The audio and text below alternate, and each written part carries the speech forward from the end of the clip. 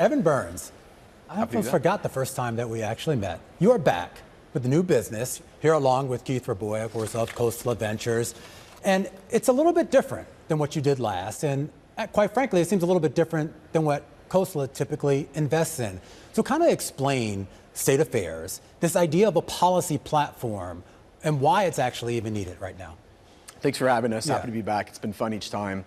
The thing about state affairs that we have such conviction about is that policy markets have as much or more impact on most companies' P&Ls than financial markets do. Yet these executives or people in legal or government affairs don't have the ability to keep track of the movement of policy and regulation on a day-to-day basis like they can financial markets. So we have about a third of elected officials, state and federal in the country, who pay attention to us and use us, as well as some great Fortune 1000 brands, companies like Walmart and MasterCard and McDonald's. And they're trusting us really for two reasons. One, if you can make policy real-time, like financial markets have been real-time for decades, you can navigate your organization through it well.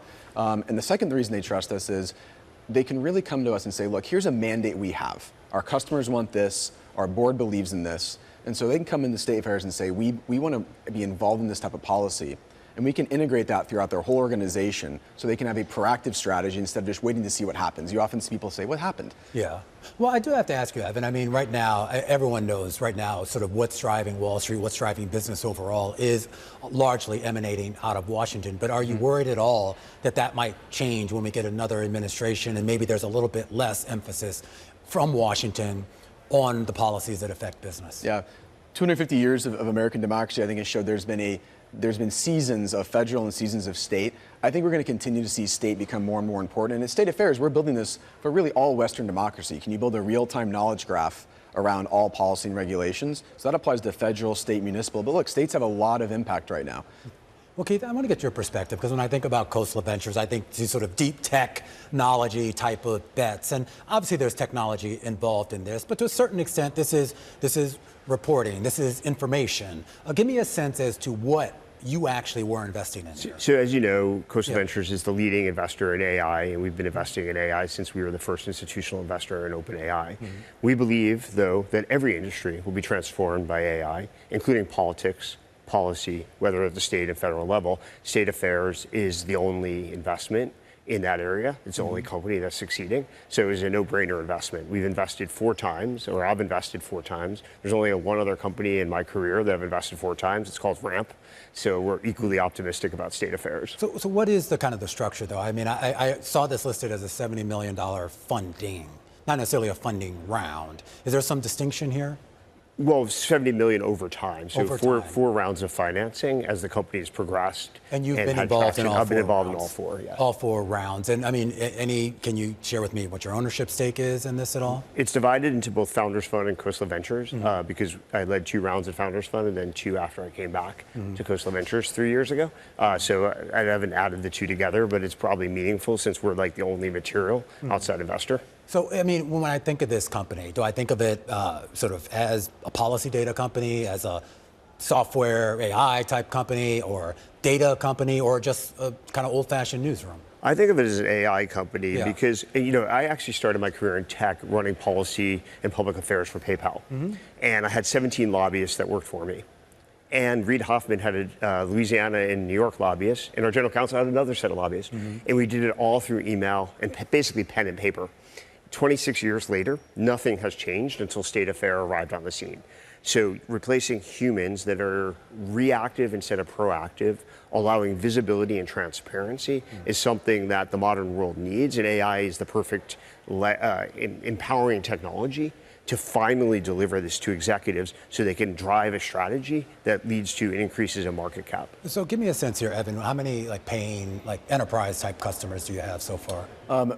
Across the whole country, we have over 30,000 customers. Now, some people subscribe to one state, other people, enterprises, subscribe to the whole country, federal and state data.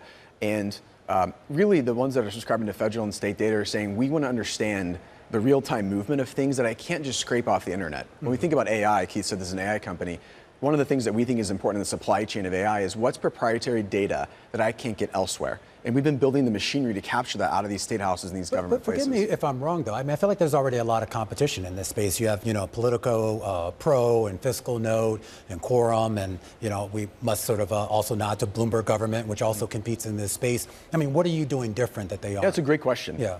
So there's obviously reporting that you have journalists out there doing a great job asking original questions, getting original information. But what we spent a lot of time on is building this knowledge graph of getting information you can't get online. So sending people into the room, gathering those really important data points that matter. We call it available but not accessible data, and putting that into our knowledge graph. That ontology matters. What are the relationships? How can I query when I have a question of how do I help make K-12 education better, and ask who are the folks that actually have power and have momentum and I can engage with across the country around this. Like, that's how we spend our time. There's also the art of separating signal from noise, especially at the state level. So there's 50 states. There's legislation introduced every day, and understanding which legislation has a chance of being enacted is critical. Like, you can't follow every piece of legislation introduced at the state level times 50. So understanding momentum and using data to alert a general counsel of, let's say, McDonald's. This legislation actually might be enacted. You might want to pay attention to this versus it's just, some legislator that no one's ever heard of introducing some legislation so you can run for re-election, and separating those out. The second thing is, as you asked, we have 35 public companies that use state affairs, and that's always going to increase. The Fortune 500 would be irresponsible not to subscribe to state affairs. Well, give me a sense. This goes back to my question about the business model, though. Is the idea to primarily rely on the subscription revenue, or is there maybe a little bit more value in, I guess, quite frankly, the data and kind of some of what's going on underneath the hood? Yeah, it's both. Yeah. So when you think about these enterprise customers, if we didn't have this real-time knowledge graph, again, they're thinking about, I can get my financial market information every day. If I'm the CEO, I can look at Bloomberg 30 times a day. I don't have an option to do that when it comes to policy markets. So that is the base layer. And then sure, there's an application on top of that that they can have a proactive strategy around something that we integrate to their whole team. So it is both. Well, let's get to the idea too, Keith, and I want to kind of pick your brain on this idea. We talk a lot on this show about sort of the evolution of AI. I know you have been very public about this idea of how foundational models are basically becoming commoditized, if not already, and that the idea is that the advantage shifts to more proprietary data. And we've heard a lot of companies on this network talk about that. How far along are we in that, recognition of it, but more importantly, an embrace of it? Well, I think proprietary data will always be valuable in any scenario. If you have scaled proprietary data, and for example, let's be concrete about the kind of advantages. So state information is public but not accessible. What I mean by that is many states have hearings about legislation or potential legislation. Technically, they're open to the public, but the result of that hearings is not available anywhere. So unless you actually have someone in the room taking notes or transcribing, there's no possibility of getting that data. So State Affairs has people in the room that can then turn that data into something you can actually assess. But this also sounds like kind of old-fashioned journalism. And I'm old enough to remember when there was sort of a large pool of State House reporters, and that kind of shrunk because of just the economics of the media business. And so again, this gets to this idea here, Evan, of sort of like, you're not building a media business or a traditional journalism business. I mean, even though you have 70 plus reporters or information gatherers out there, correct? Yeah, look, it's part of the business. I mean, it's not unlike what Bloomberg has built. You guys have a real-time knowledge graph of data that's absolutely vital to run a business, and you're using journalists to go out and ask questions and get information from people that lead these organizations. So we view it as a vital part of the business, but it's part of building that knowledge graph, right? You think about how much information is on a Bloomberg terminal every day that comes from one of the 4,000 journalists on Bloomberg asking a question. That's the same thing that we're doing. So when we get to this idea, Keith, as to how much this can scale, I mean, Washington's a small place. I know there's a lot of policies that come out of there, but it gets to this question of how much can this business grow? Is the idea for this to be a Washington-centric, meaning a U.S. government-centric type of platform, or is this going to expand to maybe other I think it applies countries? to any Western democracy. Yeah. Obviously, there's a difference with our federal system. It's more complicated because you have to track the federal level and the state level and the local level, the municipality level. Other governments may be more, like top down. But I think every democracy, business is multinational, and so McDonald's does business in whatever number of countries. Yeah. They'll have the same challenges in every country. With regards to just the editorial independence, but also the idea of sort of nonpartisanship to this information, is that something that you can guarantee to your customers to your users and your subscribers? Being nonpartisan at State Affairs is what we get paid for. I mean, this is much like Bloomberg, it is an expensive professional tool. They're not going to pay us for opinions. Opinions are great. We have Twitter for opinions, but they're paying us because we can go get information that is absolutely vital for the decisions they make to run their business. It has to be accurate or nobody would pay for it. Well, absolutely. But I mean, you've seen sort of the trend in Washington now, and I don't just mean the people in Washington, but the people who cover it. Everybody's got an opinion these days, whether we want to hear it or not.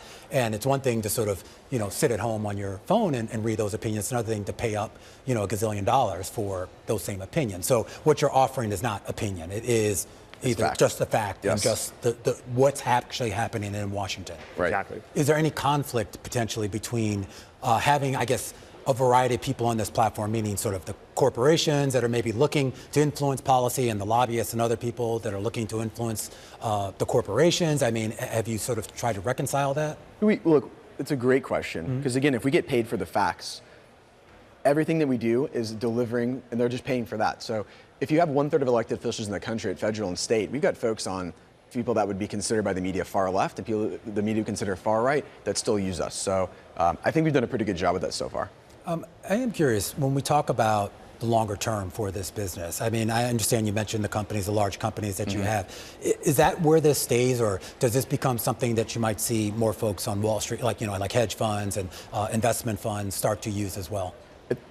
The big vision for this business is we want to change the relationship of the public, their relationship to policy. Because right now we think about voting as our democratic process, but the reality is these policies are debated every day across the country. Like, should kids have access to cell phones in schools? That came up years ago. That debate in the policy market has been changing over and over and over again. So we want people to be able to plug into that. Yes, it starts with elected officials, agencies, not-for-profits, companies who need to know this. But at some point, we want to make it available to the public on a much larger scale for engaged citizens. Yeah, the biggest vision is every American has topics that they're interested in. They may say, I'm not interested in politics, qua politics, but they care about whether their kids are using a cell phone in class, or whether their kids are reading these books or not, or what, et cetera. So if you can provide every normal American access to the information they care about and give them tools to influence the outcome, every American adult should eventually be using State Affairs. Right. It should follow what happened with the financial markets, where it became